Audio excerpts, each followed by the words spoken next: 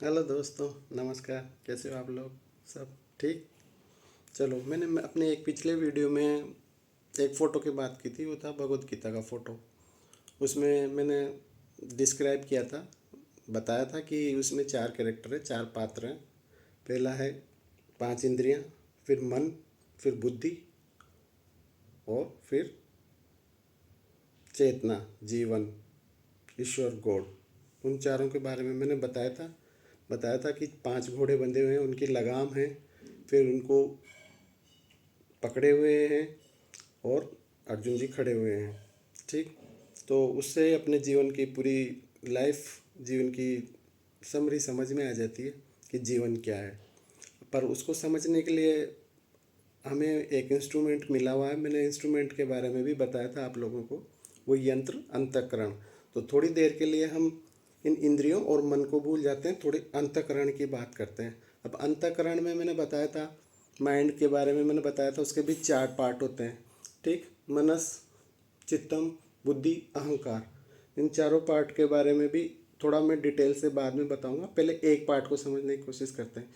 ये एक पार्ट है अहंकार में, जो जिसको लेके हम पूरा जीवन गुजारते हैं। इसको समझने के लिए, इसी के लिए सब कुछ करते हैं और इसी के द्वारा सब कुछ करते हैं। इसलिए ही तो इस में को समझना बहुत ज़रूरी है। इस पे बहुत बड़ी बड़ी बुक्स लिखी गई है, बहुत बड़े बड़े विद्वानों ने समझने की कोशिश की है। बहुत बड़े बड़े लोग इसको पढ़ते हैं और समझते हैं। जब तक ये समझ में नहीं आता, जब तक उनका पूरा इंस्ट्रूमेंट अच्छी तरह से काम नहीं करता। क्योंकि पूरे इंस्ट्रूमेंट में यही चिपका हुआ है, याददाश्त मेमोरी में ये है, बुद्धि में इससे समझती है, मनस इससे लेता है। तो इसको समझना बहुत ज़रूरी है, नहीं तो जीवन में कन्फ्यूजन ही कन्फ्यूजन रहेगा। तो इसलिए हु एम आई पर, मैं कौन हूँ, मैं क्या हूँ, ऐसी बहुत सारी बुक्स लिखी गई है और मैंने भी उनमें ही पढ़ा है। तो थोड़ी समझने की कोशिश की है। जितना समझ में मुझे आया मैं आप लोगों को उतना बताने की कोशिश करूँगा। तो अब यूँ समझ लो, जैसे अर्जुन जी खड़े हुए हैं, कृष्ण भगवान बैठे हुए हैं, इंद्रियां और मन की तो बात अभी बंद है ही सही। तो कन्फ्यूजन यही चल रहा है कि मैं और मैं, ये दो मैं खड़े हुए हैं। तो अब इन दो मैं को, ये हमेशा रहते हैं, ये कोई जाएगा नहीं। अब यूँ समझ लो, ये मैं तो जुड़ा हुआ है प्रकृति के साथ, जो प्रकृति ये बॉडी है, और ये मैं जुड़ा हुआ है भगवान के साथ। तो दोनों को समझना है तभी जीवन समझ में आएगा, नहीं तो इसको समझना है तो साइंस टेक्नोलॉजी है, इसको समझना है तो दूसरी साइंस है, ये भी साइंस ही है। साइंस क्या है? यही धर्म, हर का धर्म में यही, साइंस में यही लिखा है भगवान के बारे में। यही वेदांत पढ़ो, उपनिषद पढ़ो, किसी भी धर्म के बारे में ले लो, क्योंकि ये एक ही है, ये अलग अलग नहीं है। सबके अपना इंस्ट्रूमेंट भी एक ही है। मेरे भी पांच आँखें, पांच, सॉरी, फाइव सेंस है, आप लोगों के भी फाइव सेंस है, मन है, बुद्धि है। ठीक। तो ये प्रकृति होगी, ये जीवन हो गया, चेतना होगी, अवेयरनेस होगी। तो बस इन दोनों को समझना है। जैसे यूँ समझ लो, एक सिक्के के दो पहलू हैं, ये चिट और ये पट, ये हेड और ये टेल, दोनों चिपके हुए हैं।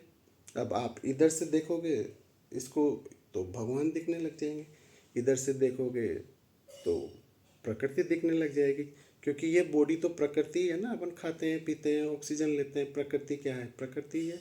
तो बहुत सिंपल सा है, इसमें कोई कन्फ्यूजन वाली बात नहीं है।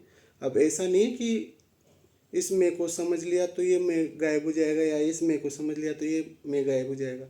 ये दोनों ही रहते हैं, बस अपना कन्फ्यूजन दूर हो जाता है। इसको बोलते हैं सेल्फ डिस्कवरी, सेल्फ रियलाइजेशन। तो ये अभी तो मैंने केवल थ्योरेटिकल नॉलेज दी है, ये रियलाइज करना पड़ता है। ये तो आत्मज्ञान दिया है, आत्म अनुभूति आप लोगों को खुद को करनी है, तब जाके ये चेतना, ये अवेयरनेस, ये भगवान, ये सब सोर्स, ये हमारा सोर्स है इस प्रकृति को चलाने के लिए। प्रकृति समझ में आ गई ना, ये बॉडी, ये प्रकृति को चलाने के लिए। तो दोनों को समझने के बाद ये प्रकृति अच्छे से काम करती है। क्योंकि प्रकृति कहाँ से चल रही है? भगवान से ही चल रही, नहीं तो प्रकृति तो क्या नष्ट हो जाएगी। तो ऐसे उसको देख नहीं सकते। जैसे अपन सूरज की रोशनी को, सूरज को देख नहीं सकते, उसकी रोशनी जो आ रही है उसको समझ सकते हैं, महसूस कर सकते हैं, पर अपनी आंखों में इतनी पावर नहीं है कि सूरज की रोशनी को, सूरज को देख पाएँ। तो ऐसे बस केवल समझने की बात है। अगर हमें समझ में आ गई तो अच्छी बात है, नहीं आई जब भी प्रकृति अपने आप काम ही कर रही है। पर जिसको समझ में आ जाती है वो जीवन में सक्सेस हो जाता है, उसकी लाइफ बहुत शांत रहती है, क्योंकि उसको इसका स्वभाव समझ में आ गया, जीवन का, चेतना का, अवेयरनेस का। ये क्या है? सत चित आनंद। तो जीवन में आनंद ही आनंद है। तो ये प्रकृति इसी के द्वारा इसी के लिए काम कर रही है। ये प्रकृति इसी के द्वारा इसी के लिए काम कर रही है। अपन दिन भर किसके लिए काम करते हैं? इसी के लिए करते हैं और इसी के द्वारा करते हैं। तो बस अब आज से हम इसके लिए नहीं, इसके द्वारा काम करेंगे, इसके द्वारा समझेंगे, क्योंकि ये सोर्स है। इस सोर्स को समझ में आते ही आपको स्रोत समझ में आते, कुआं समझ में आते, तो पानी ही पानी मिल जाएगा, खुशी खुशी मिल जाएगी, सच्चित आनंद में रहने लग जाओगे।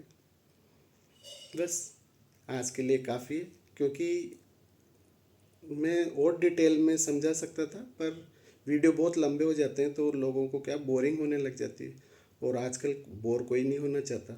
तो ऐसी सिंपल सी बात है इसमें, और इसमें का कन्फ्यूजन दूर करने के लिए और डिटेल में जानना है तो केन उपनिषद में पहला ही क्वेश्चन ये स्टार्ट होता है कि ये मैं कहाँ से आता है, ये आंखें कैसे देख पा रही है, ये कान कैसे देख पा रहे हैं, ये सुन पा रहे हैं, ये मुंह कैसे बोल पा रहा है। तो ये उस सोर्स के थ्रू बोल पा रहे हैं। अब जैसे माइंड, तो रात में अपन सो जाते हैं तो सो गए, कुछ याद थोड़ी रहता है, पर जीवन तो रहता है ना, तभी तो कोई हाथ लगाता है, खट से जग जाता है। तो माइंड सो जाता है, माइंड जग जाता है, तो माइंड को जगाओ, तो नींद में भी जीवन समझ में आने लग जाएगा, जीवन क्या है। आज के लिए इतना ही काफ़ी है। धन्यवाद।